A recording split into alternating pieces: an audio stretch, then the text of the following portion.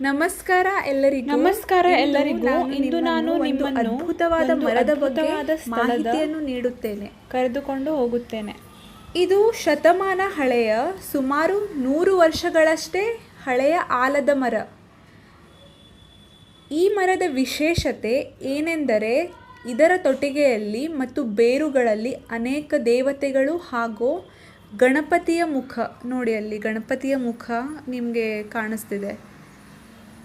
ಪ್ರಕೃತಿಯ ಕಲೆಯಂತಿರುವ ಈ ದೃಶ್ಯವನ್ನು ನೋಡಿದಾಗ ನಿಜವಾಗಿಯೂ ಭಕ್ತಿಭಾವ ಉಂಟಾಗುತ್ತದೆ. ಇದು ಕೇವಲ ಒಂದು ಮರವಲ್ಲ, ಇದು ದೇವತೆಯ ಆಶೀರ್ವಾದದಿಂದ ಜೀವಂತ ದೇವಸ್ಥಾನವಂತೆ ಕಾಣಿಸುತ್ತದೆ. ನೋಡಿ, ನಿಜವಾಗಿ ನೋಡಿದರೆ ಪ್ರಕೃತಿಯಲ್ಲೇ ದೇವರನ್ನು ಕಾಣಬಹುದು ಎಂಬುದಕ್ಕೆ ಇದು ಸತ್ಯವಾದ ಉದಾಹರಣೆ.